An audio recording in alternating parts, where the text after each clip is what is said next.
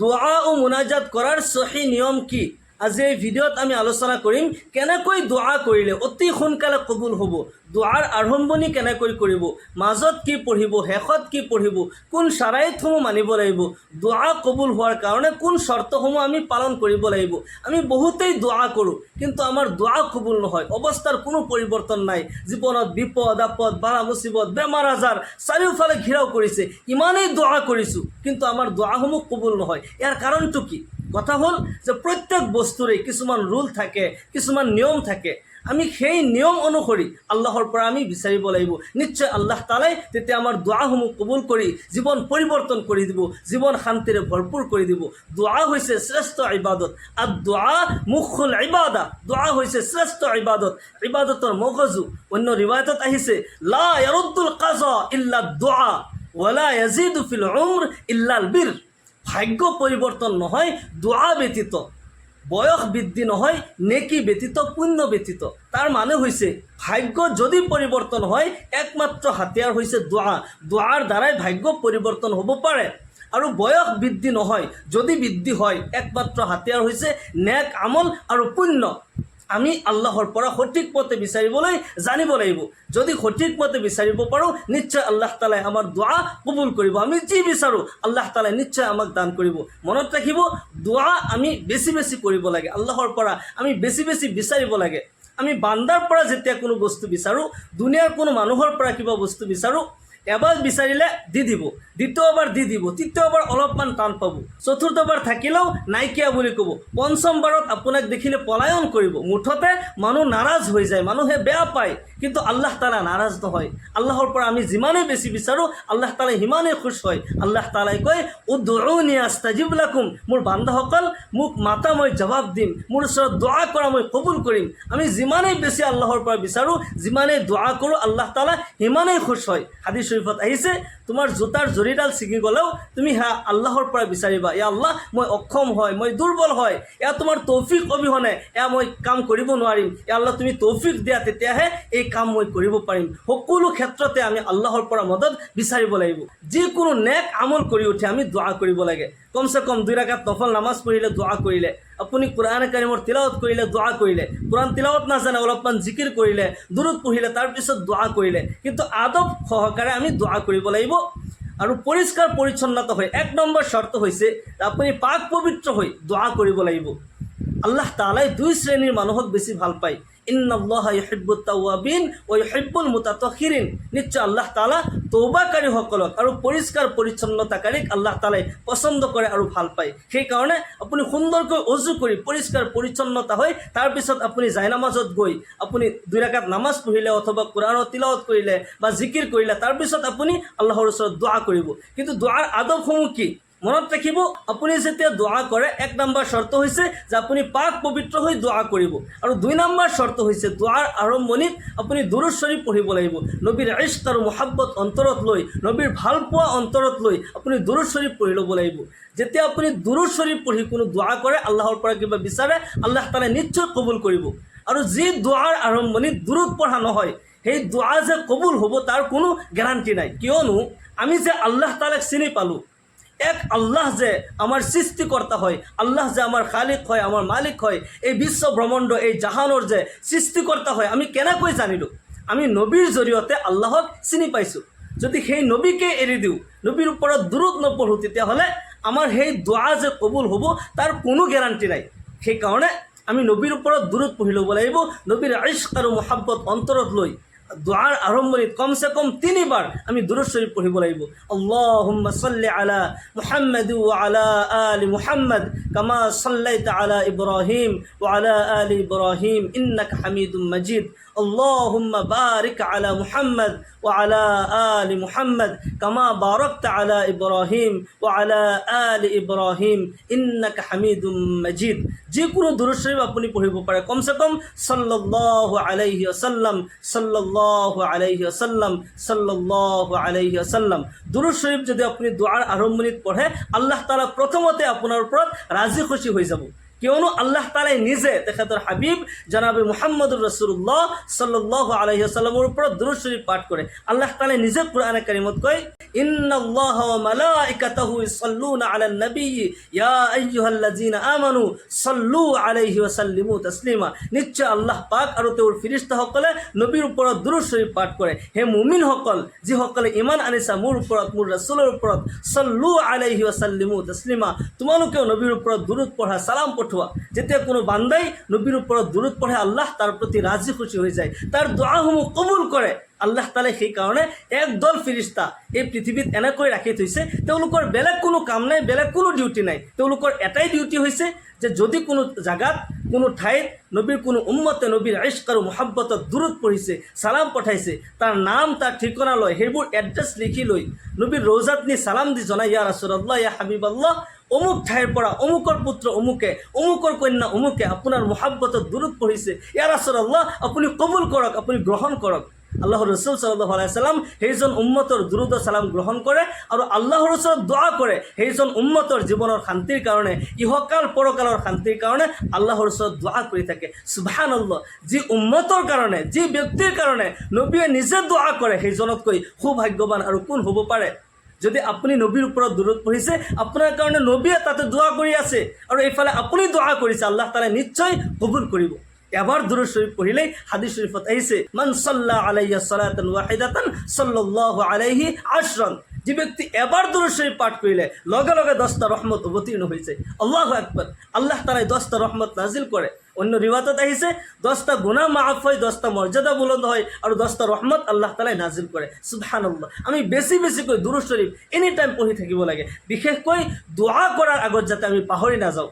দোয়া করার আগতেই আমি দুরূদ শরীফ পঢ়িব লাগিব। নবী সাল্লাল্লাহু আলাইহি ওয়াসাল্লাম আরশে আজিমত গৈও আমাক পাহৰা নাই। আমি দোয়া কৰোঁতে যদি পাহৰি যাওঁ, নবী যেতিয়া আৰশত গৈছিল, নবী সাল্লাল্লাহু আলাইহি ওয়াসাল্লাম আল্লাহ তাআলাৰ লগত যেতিয়া মুলাকাতত গৈছিল, মেৰাজত গৈছিল, সেই জায়গাত গৈও আমাৰ কাৰণে দোয়া কৰিছে।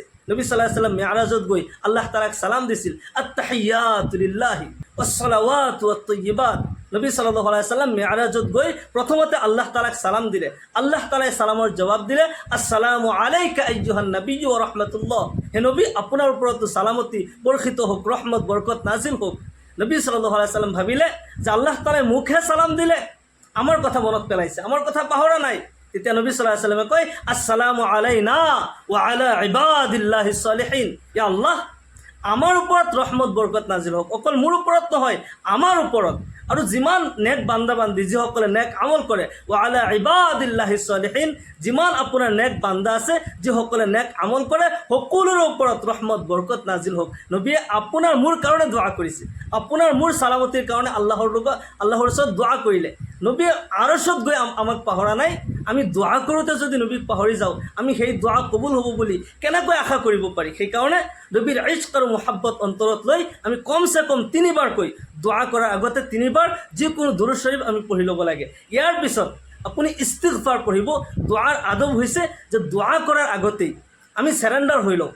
আমি যেতিয়া আল্লাহৰ পৰা কিবা বিচাৰোঁ, তেতিয়া মই যে ইমান গুনাহ কৰিছোঁ, আমি সকলোৱে কম বেছি সৰু ডাঙৰ জানি নাজানি বহুতেই বহুত গুনাহ কৰোঁ। আগতে আমি সাৰেণ্ডাৰ হৈ ল'ব লাগিব, ইস্তিগফাৰ পঢ়ি ল'ব লাগিব, তৌবা কৰি ল'ব লাগিব। নিজৰ জীৱনৰ গুনাহবোৰ অনুতপ্ত হৈ খাস তৌবাৰ নিয়তে আল্লাহৰ ওচৰত আমি তৌবা কৰিব লাগিব। আস্তাগফিৰুল্লাহাল্লাযী লা ইলাহা ইল্লা হুৱাল হাইয়ুল কাইয়্যুম ওয়া আতুবু ইলাইহি। আৰু ইস্তিগফাৰ দোয়া কবুলিয়াতৰ অন্যতম শর্ত হয়, মুস্তাজাবুদ দাওয়া হ'ব পাৰি। ইমাম আহমদ বিন হাম্বল ৰহমাতুল্লাহ আলাইহি এবাৰ তেওঁ ভ্ৰমণ অৱস্থাত এক চহৰত গৈছিল আৰু গৈ যেতিয়া ৰাতি হৈ গ'ল, এক মছজিদৰ বাৰান্দাত যাই তেওঁ টোপনি মাৰিলে আৰু মছজিদৰ মুয়াজ্জিনে যিহেতুকে তেওঁ গেট বন্ধ কৰিব, তেখেতক ওলাই দিলে। ইমাম আহমদ বিন হাম্বল ৰহমাতুল্লাহ আলাইহি ফুটপাতেদি খোজকাঢ়ি গৈ আছে। গৈ থাকোঁতে ৰাতিৰ অন্ধকাৰ, ঠাণ্ডাৰ ৰাতি, দেখা পালে যে এক জেগাত জুই জ্বলি আছে। অলপমান আগুৱাই গৈ দেখিলে এজন যুৱকে তেওঁ ৰুটি বনাই আছে আৰু তাতে বিক্ৰী কৰি আছে। তেওঁ এতিয়া দোকান বন্ধ কৰাৰ সময় হৈছে। এতিয়া ইমাম আহমদ বিন হাম্বল ৰহমাতুল্লাহ আলাইহি লাহে লাহে আগবাঢ়ি গৈ সেই যুৱকজনক সুধিলে, যুৱক, মই যদি অলপমান জুই পোৱা তোমাৰ কিবা আপত্তি আছেনে? আৰু যুৱকজনে ক'লে, নহয়, কোনো আপত্তি নাই, আপুনি জুই পোৱাব পাৰে, তাতেতো মোৰ কোনো লাভ লোকচান নাই, আপুনি জুই পোৱাই থাকক। ইমাম আহমদ বিন হাম্বল ৰহমাতুল্লাহ আলাইহি তেওঁ জুই পুৱাই আছে আৰু যুৱকজনৰ অৱস্থা দেখা পাইছে। যুৱকজনে যিকোনো কাজ কৰ্ম কৰিছে আস্তাগফিৰুল্লাহ আস্তাগফিৰুল্লাহ, যিকোনো কাজ কৰ্ম কৰে, প্ৰত্যেক কাম কৰোঁতেই ইস্তিগফাৰ পঢ়ে। ইমাম আহমদ বিন হাম্বল ৰহমতুল্লাহ আলাইহি প্ৰশ্ন কৰিলে, বাবা তুমি ইমান বেছি ইস্তিগফাৰ পঢ়া, এনি টাইম ইস্তিগফাৰ পঢ়া, ইয়াৰ কাৰণটো কি?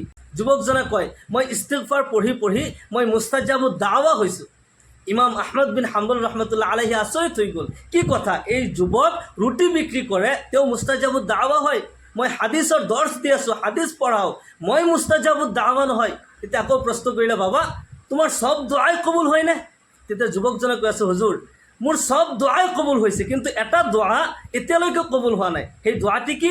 তেতিয়া যুৱকজনে কৈ আছে, মই বহুত আশা কৰিছোঁ, আল্লাহৰ ওচৰত দোৱা কৰিছোঁ, আল্লাহ এই জামানাৰ শ্ৰেষ্ঠ ইমাম আহমদ বিন হাম্বল ৰহমতুল্লাহ আলাইহিৰ মই সাক্ষাৎ কৰিব বিচাৰোঁ, তেওঁৰ দৰ্শনলৈ মই যাব বিচাৰোঁ, কিন্তু এতিয়ালৈকে তেখেতৰ সাক্ষাৎ মোৰ হোৱা নাই, এই সৌভাগ্য মোৰ নচিব হোৱা নাই, আল্লাহ এই দোৱা কবুল কৰা নাই।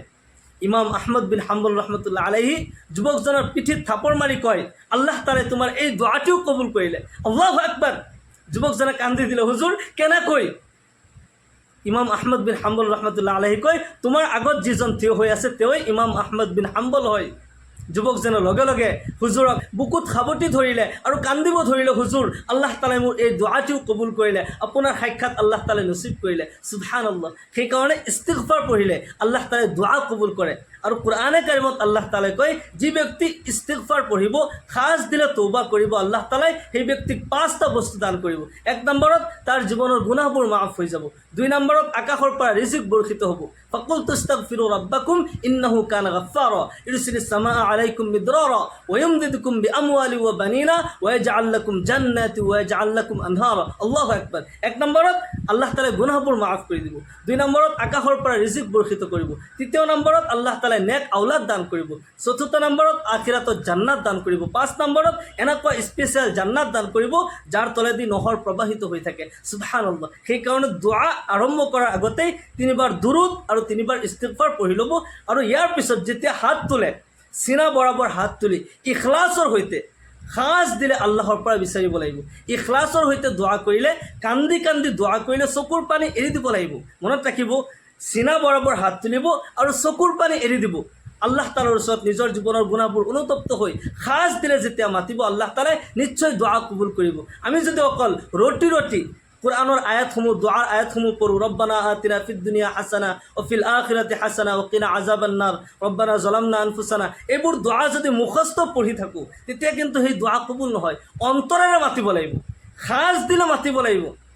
হাজ্জাজ বিন ইউছুফ যেতিয়া হজ কৰিবলৈ যায়, গৈ দেখা পাইছে এজন অন্ধই আল্লাহৰ ওচৰত দোয়া কৰি আছে, কাবা শৰীফৰ গিলাফত ধৰি, এ আল্লাহ মোৰ দৃষ্টিশক্তি ঘূৰাই দিয়া। হাজ্জাজ বিন ইউছুফ কিন্তু ইছলামিক ইতিহাসৰ ভিতৰত আটাইতকৈ জালিম, আটাইতকৈ অত্যাচাৰী বাদশাহ আছিল। তেওঁ কেনেকুৱা জালিম আছিল চিন্তা কৰিব।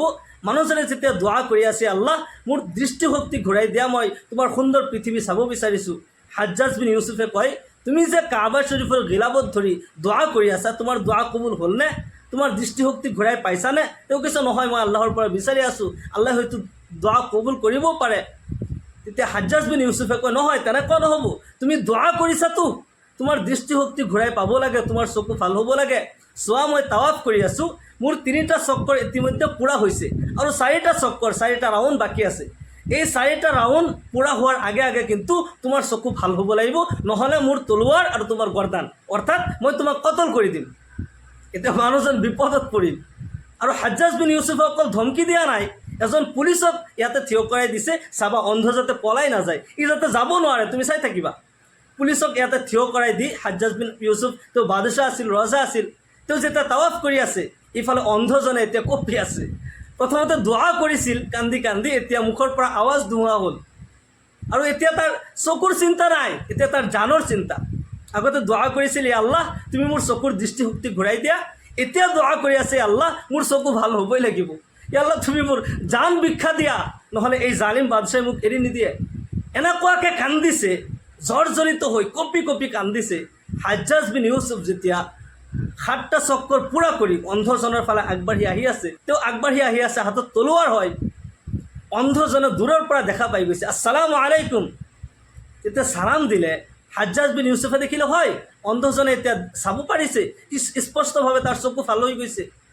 আগবাঢ়ি আহিছে আৰু অন্ধজনৰ পিঠিত থাপৰ মাৰি কয়, তুমি যেতিয়া দোৱা কৰি আছিলা এনেকুৱাকৈ তুমি গোটেই জীৱন দোৱা কৰিলেও তোমাৰ দোৱা কবুল নহ'ল হয়।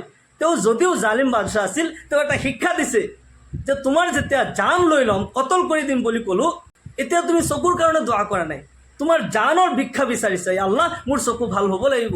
তুমি এতিয়া অন্তৰেৰে খাজ দিলে আল্লাহৰ পৰা বিচাৰিছা, সেইকাৰণে আল্লাহে তোমাৰ দোৱা কবুল কৰিছে। সেইকাৰণে আমি যেতিয়া দোৱা কৰোঁ, খাজ দিলে দোৱা কৰিব লাগিব যে এই দোৱা কবুল হ'বই, এনেকুৱাকৈ আল্লাহৰ পৰা বিচাৰিব লাগিব যে আল্লাহ তাআলাই নিশ্চয় মোৰ দোৱা কবুল কৰিব। খাজ দিলে কান্দি কান্দি চকুৰ পানী এৰি দিব লাগিব। বহুত মানুহ আছে যে দোৱা কৰিলে চকুৰ পানী নোলায়, চকুৰ পানী নোলালেও আপোনাৰ যদি কান্দা নাহেও কান্দাৰ ভেকশ্যন কৰিব, কান্দি কান্দি দোৱা কৰিব। আৰবীত দোৱা নাজানিলেও নিজৰ ভাষাত আল্লাহৰ পৰা বিচাৰিব, আল্লাহ তাআলাই নিশ্চয় দোৱা কবুল কৰিব। যিকোনো দোৱাই মচনুনা আপুনি জানে সেইবোৰ দোৱা পঢ়িব। আল্লাহুম্মা আনতাস সালাম ওয়া মিনকাস সালাম তাবাৰাকতা ইয়া জাল জালালি ওয়াল ইকৰাম।